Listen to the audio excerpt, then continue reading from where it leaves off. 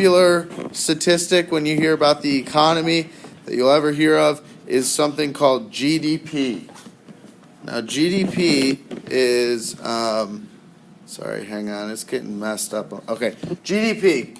GDP is an abbreviation, sorry for the voice cracker. GDP, you guys got to understand, when you talk as much as I do all day, your voice is going to crack. It's just part of how it goes. So GDP. GDP stands for gross domestic product. Now, what does it mean if something is domestic? Or let's think, like, I was like thinking cars. What's a domestic car mean if you buy a domestic car? Yeah. A domestic car for the U.S.? Yes. Ford? Why would it be a domestic car for the U.S.? Because they're manufactured and sold in the U.S. Okay, good, because they're made in America. So the word domestic means within your own borders. So the total products produced in the United States would be our GDP. Now, essentially, GDP is the overall measurement of how good an economy is. So it's what it measures is the total money value of all the things created within a country. All right. So that's all a little complicated, but the most important thing to understand is just that the higher the number is, the better an economy is. All right, does anyone know what kind of map this is? It was of the different types that we went over at the beginning of the year. All right. We had those different types of maps. What type would this be? Yeah. Political? No. Nope. Oh, no, never mind. It's like the cardio or something. The cartogram, very good. Cartogram. The shapes of the countries are distorted to represent information. All right? So what does the size of each circle, would you guess, represents based on this slide? Yes, Patrick? Like the economy size? Yeah, the size of the economy or the GDP of each country. So check that out. USA. Biggest GDP. How about that? God bless America. All right, next stat.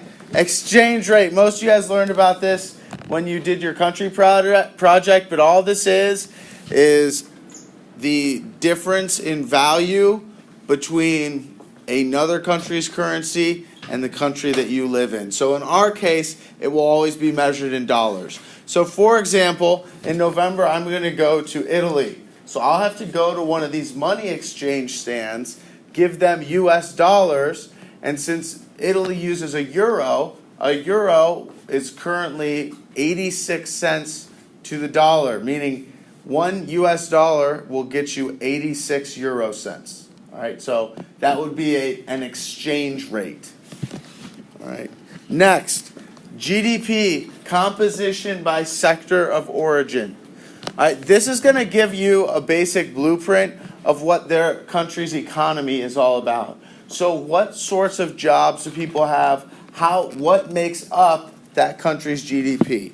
Right, so you'll see different percentages. So it might say on the website that they're 8% agrarian, 20% industrial, and that would leave us with 72% service industry-based jobs.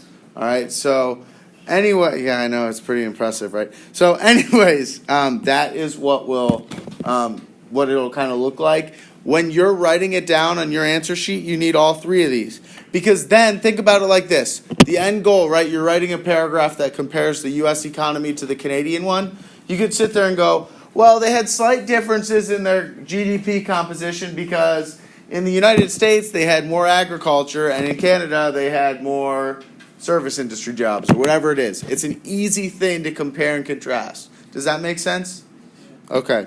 Unemployment rate, this is pretty straightforward. Just what percentage of people are working who should be working? So if you think about it like this, right? They can't just sit there and put a percentage of people working, because what about the percentage of the population that's retired, right? 80-year-old grandpa and grandma shouldn't be working, right? Because they're retired. So they wouldn't be included in that percentage. But if you're 32 years old, have been seeking a job and are unemployed, you could be included in that percentage. All right, next. Export partners. Okay, who could tell me what is an export? Does anyone know? Do you know it, Katie?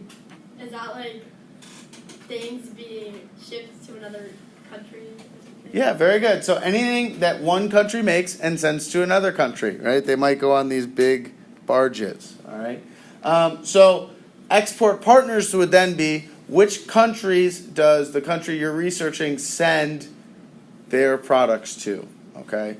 So that will be one of the things you'll look up. So your answer will be other countries' names, like China, Mexico, so on and so forth, all right? Next.